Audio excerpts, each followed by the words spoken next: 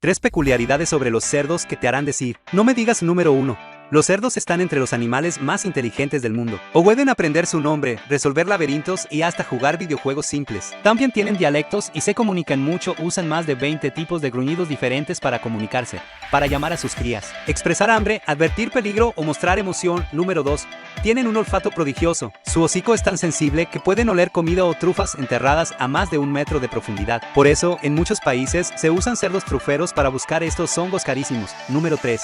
No son sucios. En realidad, los cerdos odian ensuciarse. Solo se revuelcan en el lodo para refrescarse, ya que no suden, y para proteger su piel del sol y los insectos. No me digas.